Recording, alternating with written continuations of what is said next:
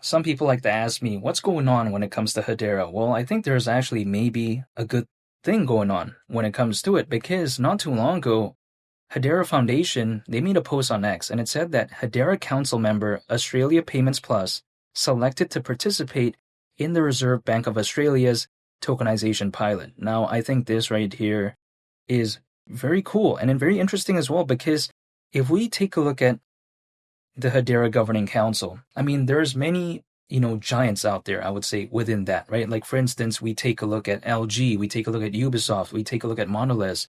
Mondelez, by the way, their brands do include something like Oreo, which is, again, very massive. We even take a look at Google, we take a look at IBM. And again, when I take a look at Hedera, I think this right here is very fantastic because, again, this is in relation, again, when it comes to Australia Payments Plus, selected to participate in the Reserve Bank of Australia's tokenization pilot. Again, this I think is maybe a big deal. We'll have to wait and see though, but I do find this very interesting nonetheless. And I think as more and more stuff like this does happen, I think it does give Hedera more credibility, I think, in the grand scheme of things. But even besides that point, just a very fun and interesting fact, I've actually been to Australia a couple times and I love it, especially when I go to Perth. I take a look at the Swan River. Wow, it is very amazing. It's very beautiful.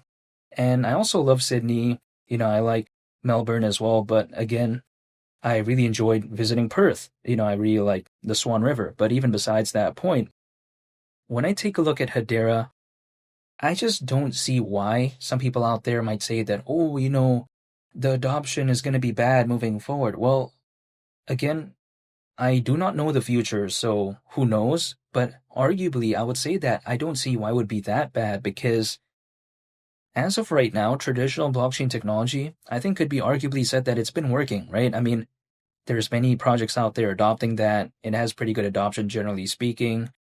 And still, sure, it has a ways to go, maybe, but then at the same time, it's doing pretty okay, in my opinion. Now, when it comes to a directed acyclic graph, now keep in mind, Hedera Hashgraph does not use traditional blockchain technology. It uses a directed acyclic graph, which I get it. Some people may be thinking, oh, it's different. But then, at the same time, I would just say that due to its unique factor, due to its kind of like advantages, it may arguably also have some adoption moving forward. Now, granted, in the grand scheme of things, it might not be as massive as, let's say, traditional blockchain technology. We'll have to wait and see, though.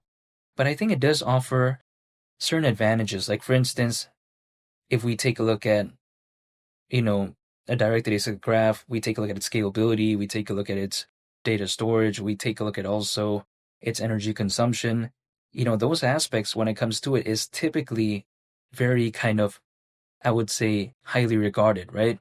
But then some people out there, they may argue that, oh, these slight advantages, let's say, over some other project out there that is using traditional blockchain technology, they may not think that it warrants kind of choosing that over traditional blockchain technology. Well, in my opinion, in the retail side of things, maybe, like for instance, if let's say it's just like me or some of my friends out there, probably we don't really care, right? Because it's like, oh, a slight advantage, whatever. But then if let's say an enterprise, especially a very large enterprise, they might care about these slight advantages. Like, for instance, Hedera's scalability, they may care about that. For instance, Hedera's native services can reliably scale up to 10,000 transactions per second and even beyond. They may kind of value that, right? They may care about, the energy savings. They may care about, the scalability features. Now, granted, again, someone like me, for instance, it wouldn't like make a difference to me really in the grand scheme of things, but I'm just specifically talking about enterprises which are doing things in a large scale and they want these slight advantages. This may matter. So when I take a look at Hedera, I think overall it does, have these qualities of a project that I do want to look into because I just think it is so revolutionary and very different. Now, had Hedera been a different, project in a sense where if it's, let's say, just another layer one blockchain out there, let's say it's like another project that's trying to kind of copy Solana or something like that, that's probably a different case, right? Because there's a lot of competitors there. But when it comes to Hedera's kind of like unique niche, I would say, there's kind of virtually no competitors in a direct sense, I would arguably say. So I think that it is very interesting to me. And let's say HBAR went to the price of $3, that is still in my mindset. Now, will it ever reach that? Who knows? But let's say HBAR, as of right now, which is $3, around a 14x from here. I get it. Some people might be thinking, oh, take a look at even the decent recovery when it comes to HBAR. There's still a ways to go. But here's the thing. Let's say HBAR, right, went to the price of just $1.50, which is around a 7x from here. Now, let's just think about this. Even Bitcoin, which, don't get me wrong, has done very well, is that doing around a 7x in the next 6 to 10 months? I'm not too sure about that. I would not believe that actually, because it just seems like Bitcoin, even though it's done very well, I'm not talking about 10, 20 years later, how can it do that? This is just my perspective. Now, some people are saying 300 grand when it comes to Bitcoin, which is still, slightly under a 3x from here. But if someone said HBAR or Bitcoin, I'm going to have to say HBAR as of right now, just because the market cap, I think, is just way lower. And also on top of that, Bitcoin recently hit a new all-time high, right? HBAR recently recovered from a very big pullback. But you know what I mean? It's not like it just recently reached a peak, much like Bitcoin. Now, could this be the ceiling when it comes to Bitcoin? Only time will tell, but it doesn't seem like that to me. But at the same time, just for this, time frame of the next 6 to 10 months, I feel like Bitcoin is pretty much maybe nearing its ceiling, right? As opposed to something like HBAR. Again, when it comes to Bitcoin, it's kind of nearing it maybe for the next 6 to 10 months. HBAR, it's not too far away from it maybe, but then it might not be as close as Bitcoin, the example that I used before. So this is just my mindset. And $3 market cap, considering current circulating supply, would be around 127 billion. It is, I arguably would say, kind of pretty big in some cases, but we have to consider how, when it comes to Hedera, when I just take a look at, its fundamentals, I would say that HBAR, I would find it more unique than BNB for me. And BNB reached over 100 billion back in 2021, and that was years ago, right?